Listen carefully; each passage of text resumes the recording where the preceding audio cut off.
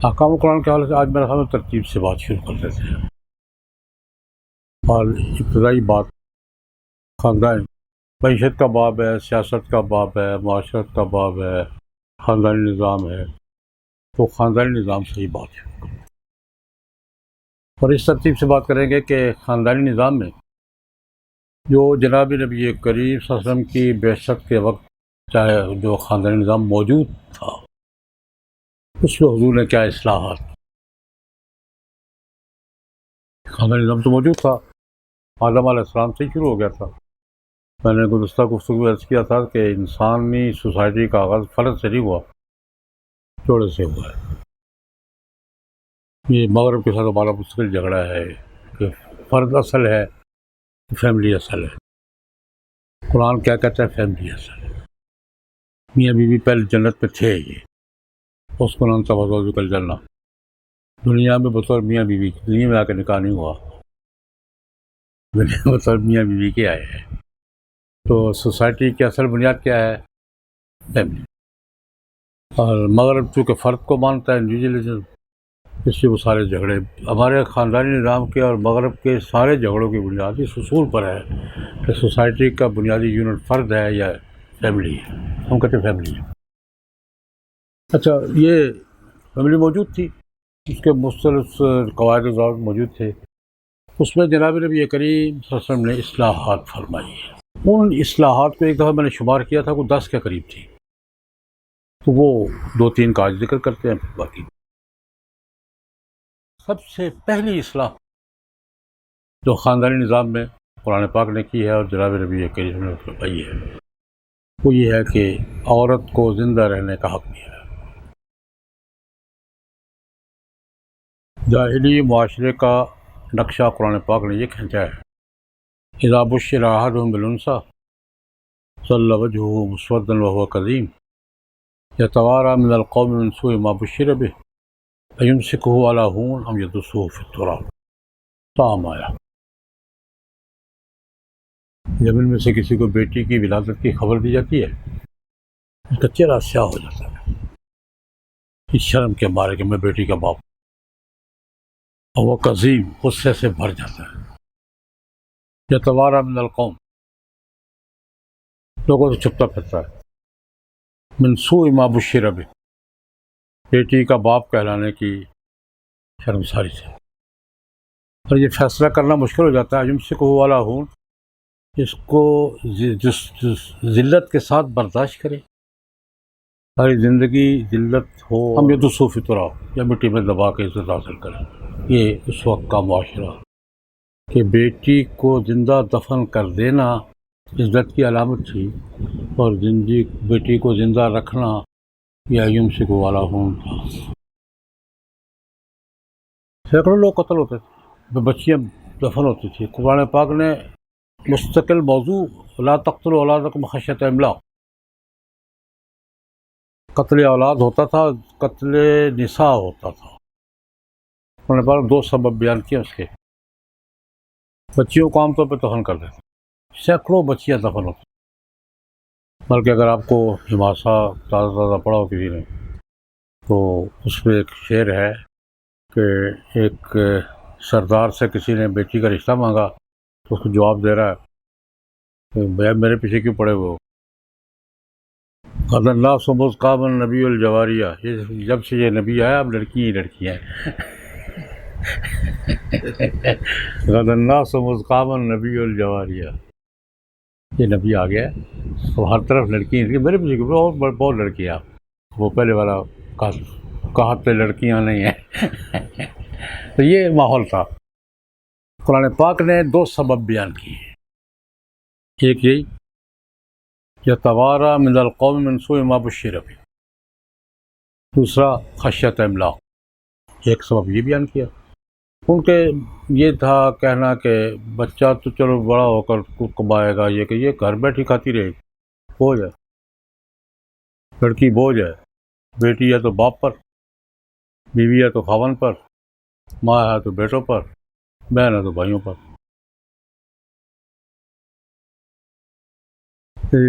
جان چھڑاؤ. لا تقتلوا اولادکم خشیۃ، ایک املاق، خشیت املاق، اور دوسرا منسوء ما بشر بہ، یہ شرمساری، اہانت. اچھا یہ تو قرآن پاک نے اس کو منع کر دیا.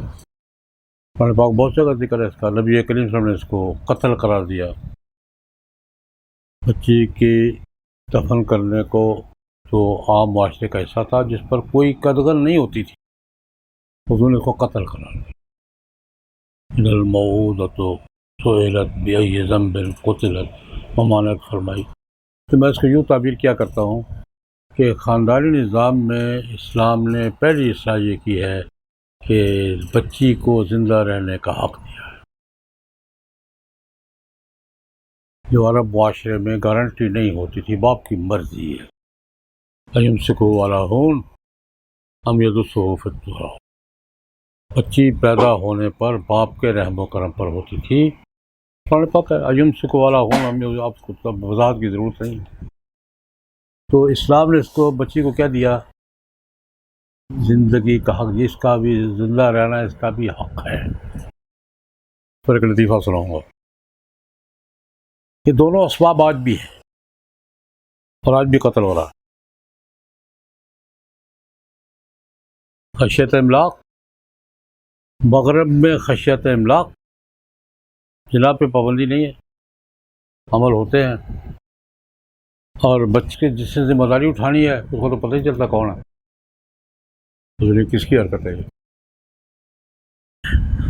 بچی پھنس جاتی ہے، اسے پالنا ہے. تو اس کا آسان حل اسقاط حمل.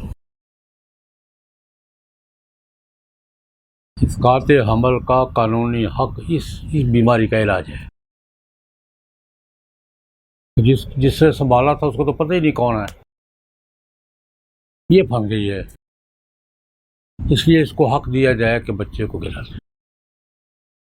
اسقاط حمل مستقل دنیا کا ایک مسئلہ ہے. ہم سے مطالبہ ہے کہ اسقاط حمل کا جواز یہ قانونی طور پہ جائز کرو. ہم سے اقوام متحدہ کا مطالبہ ہے کہ اسقاط حمل کا مطلقاً کسی شرط کے بغیر قانوناً اجازت دو. ہمارے یہاں جرم ہے. پاپا روم بھی نہیں مان رہے، جرم ہے ان کا نزدیک. مغرب کی دنیا میں نافذ ہے. اسقاط حمل قانونی حق ہے. جناب پہ پابندی نہیں ہے. اسقاط حمل قانونی حق، دونوں کو ملا کے دیکھیں کیا ہے، فلسفہ کیا ہے. اور ایک واقعہ اگر میں ساتھ شامل کر لوں، یہ مسئلہ چھوٹا نہیں ہے، بڑا بڑا سنگین مسئلہ ہے. ہیلری کلنٹن ابھی ہے، امریکہ کی وزیر خارجہ بھی رہی ہے، اور کلنٹن کی خاتون اول بھی تھی. پاکستان آئی جب کلنٹن صدر تھے اور ان کی یاد ساتھ آئیں تو اسلام آباد کی ریکارڈ پر ہے. کہیں گے تو میں آپ کو موبائل سے منتقل بھی کر دوں گا. جنگ کی خبر ہے، روزنامہ جنگ کی. جب آئی ہے اسلام آباد ایک کالج پہ چلی ہیلری کلنٹن. اس وقت جب یہ دورے پر آئی ہیں تو امریکہ کی خاتون اول تھی. تو گرلز کالج میں چلی گئی اسلام آباد کے. اب وہ لڑکیوں سے پوچھتی پھرتی ابھی آپ کے مسائل کیا ہیں. ایک لڑکی سے پوچھا کہ تمہارا یہاں مسئلہ کیا ہے، تعلیم کا، ایجوکیشن کا، بچیوں کو کیا رکاوٹ ہے. اس نے کہا ہمارے یہاں یہ ہے کہ ہم پڑھتی تو ہیں لیکن ریسرچ کے لیے لیبارٹری نہیں ہے، اسٹڈی کے لیے لائبریری نہیں ہے. ہمارا مسئلہ یہ ہے کہ ہم پڑھتی تو ہے، میڈیکل بھی پڑھتی ہے، کچھ پڑھتی ہیں، ریسرچ کے لیے کیا چاہیے لیبارٹری، اور اسٹڈی کے لیے کیا چاہیے لائبریری. یہ دونوں بھی اثر نہیں ہے، اس لیے ہماری یہ مشکل ہے. لڑکی نے اس سے پوچھ لیا آپ کے ہاں لڑکیوں کا تعلیم کا، ایجوکیشن کا بڑا پرابلم کیا ہے؟ امریکہ میں آپ کے ہاں لڑکیوں کے لیے ایجوکیشن میں پرابلم کیا ہے؟ اس نے کہا ایک ہی پرابلم ہے، کالج تک پہنچتے پہنچتے اس کی گود میں بچہ ہوتا ہے، اس کا کوئی ذمہ دار نہیں ہوتا، اور وہ پریشان ہوتی ہے کہ بچے کو پالے یا پڑھے. یہ زندہ حقیقت ہے. اس کا حل انہوں نے اسقاط حمل کا نکالا ہوا ہے. بچی کو حق دے دو، جہاں چاہے جب چاہے گرا دو. اور یہ کیا ہے؟ خشیت املاق. اس کا کیا تعبیر کریں گے؟ پالوں گی کیسے؟ یہ کیا ہے؟ خشیت املاق. وہی مسئلہ. لیکن وہاں بچہ بھی وہ یہ دیکھتے کہ یہ جو جس کو ہم اسقاط عمل کر رہے ہیں. آپ یہ بات ذہن میں رکھیں کہ نبی کریم صلی اللہ علیہ وسلم نے دیت دلوائی ہے. ماں کے پیٹ میں بچہ دوسری عورت کے بکا مارنے سے گر گیا تھا تو حضور نے دیت دلوائی، قتل شمار کیا اس کو. اگر ماں پیٹ بچے میں جان پڑ گئی ہے اس کے بعد اس کو گرانا قتل ہے. حضور نے دیت دلوائی ہے. دیت الجنین فقہ میں مستقل باب ہے. تو خیر وہاں تو خشیت املاق ہے. انڈیا میں یہ منصوبہ مابشرہ بھی ہے. مغرب میں لڑکا لڑکی دونوں قتل ہوتے ہیں. یہ نہیں دیکھتے کہ جس کو اسقاط کر رہے ہیں یہ بچہ ہے کہ بچی. یہاں بچی گرتی ہے. انڈیا کے قومی مسائل میں یہ مسئلہ ہے. الٹرا ساؤنڈ عذاب بنا ہوا ان کے لیے. الٹرا ساؤنڈ سے پتہ چلتا ہے بچی ہے. منصوبہ مابشرہ میں منموہن سنگھ وزیر اعظم تھا، اس نے باقاعدہ قومی کانفرنس کی. مودی سے پہلے ہوئی تھا. منموہن سنگھ اس نے کانفرنس کی، مسلمان علماء کو بلایا اور کہا کہ خدا کے لیے ہندوؤں کو سمجھاؤ کہ بچی کا بھی زندہ رہنے کا حق ہے. میں مسلمان علماء سے، وہ سکھ تھا، میں مسلمان علماء باقاعدہ بلایا کانفرنس کی، ریکارڈ پر میں نے چھاپی ہے وہ کانفرنس. میری درخواست ہے علماء کرام سے کہ ہندوؤں کو سمجھائیں کہ بچی کا بھی زندہ رہنے کا حق ہوتا ہے. اکثر 80% حمل بچیاں ہوں تو گرا دی جاتی. اور لطیفہ یہ ہے کہ کارٹون میں نے سنبھالا ہوا کہیں، کارٹون ہے. یہ ایک عورت ڈاکٹر کے کلینک میں گئی ہے اسقاط حمل کے لیے. ڈاکٹر نے اس کو اسٹریچر پہ لٹایا ہوا جو کاروائی کا دیکھا ہے. اب وہ منظر دکھا رہے ہیں بیٹی کی اندر پیٹ کے اندر اس کو بھی دکھا رہے ہیں کہ بچی اندر ہے، اور وہ اندر سے آواز دے رہی ہے ڈاکٹر انکل انکل ڈاکٹر مجھے زندہ رہنے دو، ماما سے زیادہ فیس دوں گی.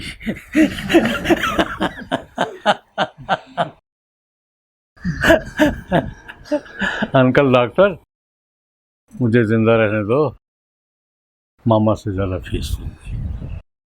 یہ آج کا منظر بیان کر رہے ہیں. وہ تو تھا ہی آج کا منظر. تو خیر پہلی اصلاح میں نے کہ اسلام نے خاندانی نظام میں پہلی اصلاح کیا کی ہے؟ عورت کو زندہ رہنے کی گارنٹی، حق نہیں، گارنٹی دلوائی ہے. اور عورت کے جس کو قتل اولاد، جس کو ولادت سے پہلے ہو تب بھی قتل اولاد، اس کو بھی قتل اولاد قرار دی. اسقاط حمل کو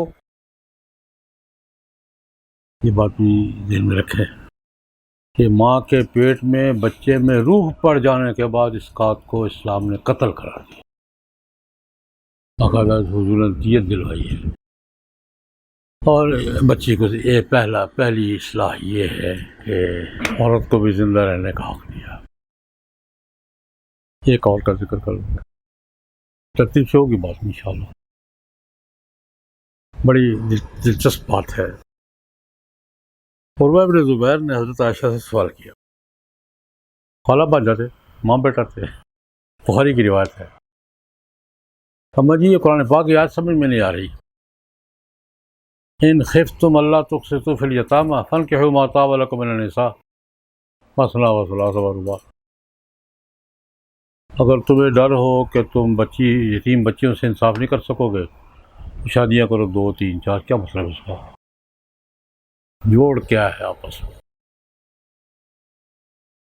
ان خفتم اللہ تقسطوا فی الیتامى، اگر تمہیں ڈر ہو کہ یتیموں سے انصاف نہیں کر سکو گے، فانکحوا ما طاب لکم من النساء، جو عورتیں اچھی لگیں 2 3 4. کیا مطلب اس کا؟ یہ سوال سب سے پہلے کیا کس نے؟ عروہ بن زبیر نے، اور اپنی خالہ جان سے حضرت عائشہ رضی اللہ عنہا. ہماری جوڑ سمجھ میں نہیں آ رہا، کیا مطلب اس کا؟ یتیموں سے انصاف کیا مسئلہ ہو؟ تو شادیاں کرنا کیا مسئلہ؟ 2-3 شادیاں کرو جیتوں میں سے انصاف ہو جائے گا؟ بخاری کی روایت ہے. حضرت بیٹا اس کا پس منظر تمہیں معلوم نہیں ہے. اس کا مطلب یہ ہے پہلے کے زمانے میں قبائلی سسٹم تھا، قبیلوں کے بڑے سردار سارے فیصلے کیا کرتے تھے. کوئی بچی یتیم ہو گئی ہے، ماں باپ فوت ہو گئے، اب وہ قبیلے کے سردار کے رحم کرتا. ان کانت قلیلۃ المال والجمال، خوبصورت نہیں ہے، پیسے نہیں ہے اس کے پاس، باپ نے کچھ چھوڑا نہیں ہے، تو سردار اس کو کسی نہ کسی وجہ سے، اور اگر وہ جمال اور مال والی ہو تو اپنے حرم میں داخل کر دیا، میری بیوی ہے چلو سلام. اور تعداد پہ پابندی نہیں تھی.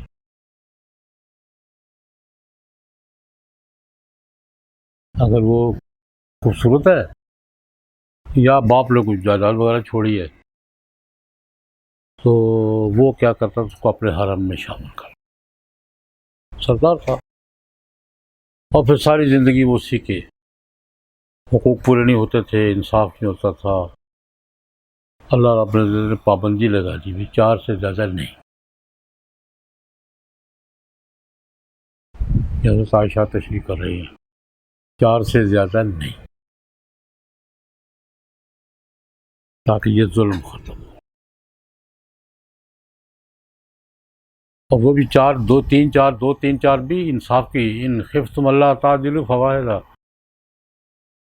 یہ 2 اور 3 اور 4 بھی کس شرط کے ساتھ ہے؟ عدل کی شرط کے ساتھ. ان خفتم اللہ تعدلوا فواحدہ، اگر تمہیں اپنے اوپر اعتماد نہیں ہے کہ انصاف کر سکو پھر ایک لڑ گزارا کرو. لیکن بار 4 سے زیادہ نہیں. 4 سے زیادہ حضرت عائشہ فرماتی ہیں یہ 4 کا عدد جو ہے نا امتداد حکم کے لیے نہیں ہے، اسقاط ماورا کے لیے ہے.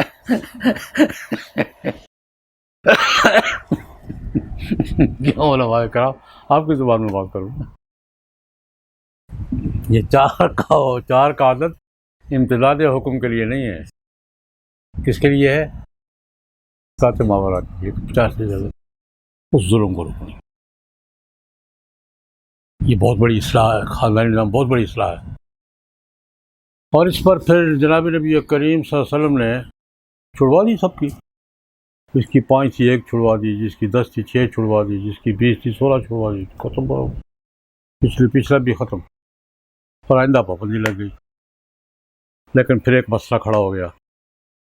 آج کل یہ مسئلہ زیادہ دنیا میں زیر بحث ہے کہ نبی کریم صلی اللہ علیہ وسلم نے 4 کی حد بندی کے بعد 4 سے زیادہ جس کی بھی تھی چھڑوا دی، اپنی کیوں نہیں چھوڑی؟ یہ مغرب کا بہت بڑا اعتراض ہے. 5 والے کی 1 چھڑوا دی، 10 والے کی 6 چھڑوا دی. وہ روایات تو موجود ہیں. اپنی 9 تھی 1 بھی نہیں چھوڑی. چھوڑیے کچھ؟ اس پر ایک جواب تو ڈاکٹر حمید اللہ صاحب ہمارے بزرگ تھے، انہوں نے جواب دیا. بڑا مزے کا قصہ ہے. ہمارے جو مغرب سے مکالمہ ہوتا ہے نا، بڑے عجیب مسئلے کھڑے ہوتے ہیں. یہ مغرب کا سوال ہے اور کامن سینس کا سوال ہے جناب. باقی سب سے چھڑوا دی، اپنی کیوں نہیں چھوڑی؟ 9 تھی، 9 کی 9 رکھی ہیں، کیوں 5 چھوڑنی چاہیے تھی؟ ڈاکٹر حمید اللہ صاحب ہمارے بزرگ تھے بڑے، انہوں نے فرانس میں بیٹھ کے 50 سال اس شخص نے مغرب کا علمی مقابلہ کیا. اللہ اکبر کبیرہ.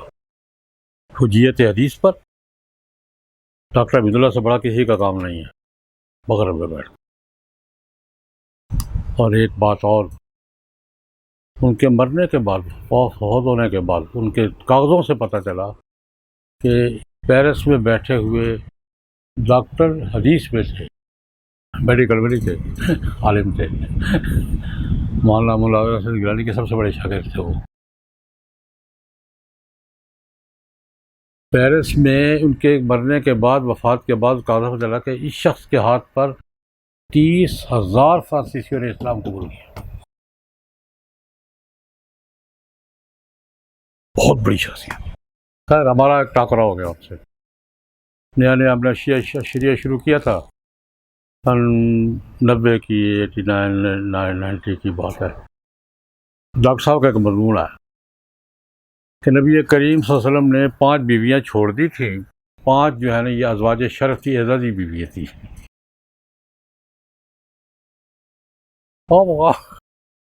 یہ ازواج شرف تھی، اعزازی آلریڈی اعزازی بیویاں. بڑا چرچا ہوا اس کا. ہم نے گرفت کیا. ڈاکٹر صاحب ٹھیک نہیں ہے، یہ غلط بات ہے. کیا کہہ رہے ہیں آپ؟ ہم نے اور پشاور سے مولانا یوسف قریشی صاحب کا پرچہ تھا، ہم دونوں نے گرفت کی. نہیں، غلط بات. ڈاکٹر صاحب خیر بڑے آدمی تھے. انہوں نے خط لکھا. انہوں نے کہا یار میں نے تو مغرب کو جواب دینے کے لیے کیا ہے.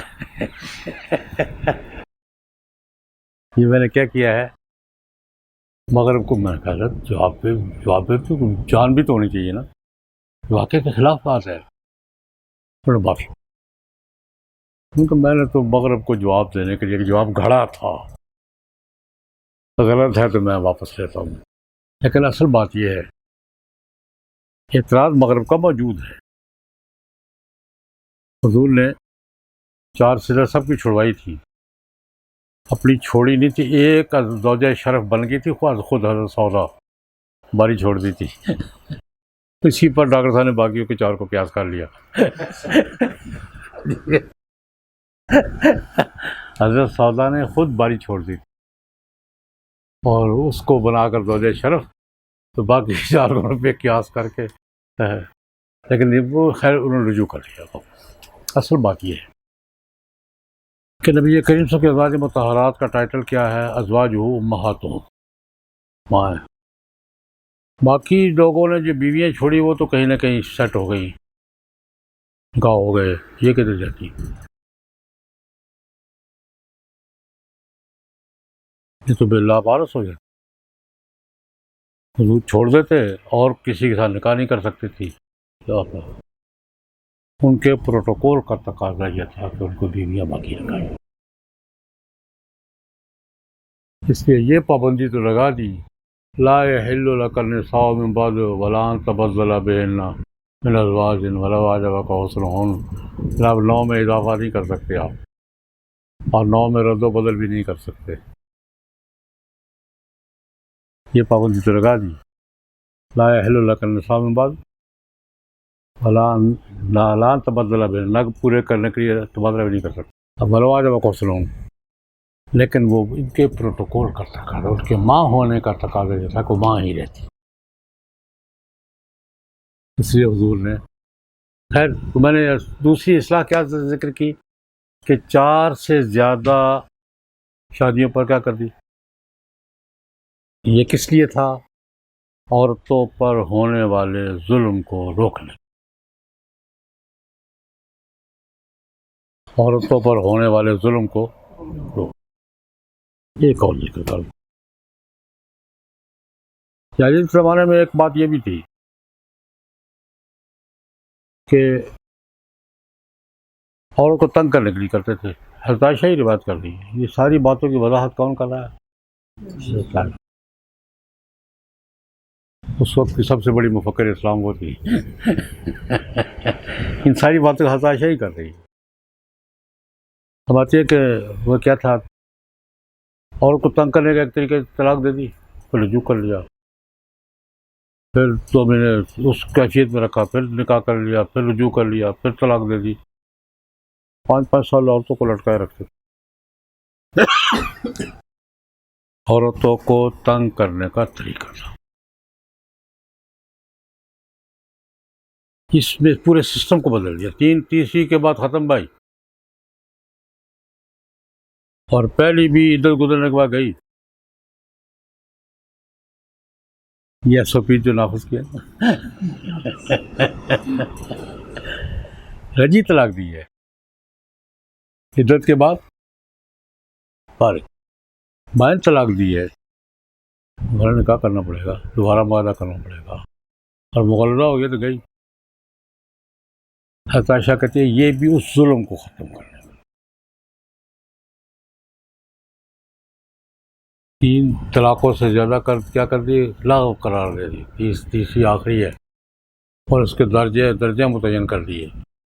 تاکہ کسی کہتے یہ عورتوں کو ظلم کیا جاتا تھا، لٹکا رکھتے 2 سال 3 سال، وہ بیچاری پریشان، میں پر بیوی ہوں کہ نہیں ہوں، اس سے شپنج میں پڑی رہتی تھی۔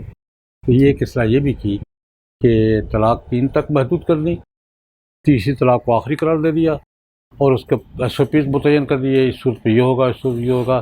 یہ بھی کس لیے تھا؟ عورت پر ہونے والے ظلم کو، یہ 3 اصلاحات کا میں نے ذکر کیا اجمالاً، باقی انشاءاللہ پھر سے۔ اللہم صلی علی سیدنا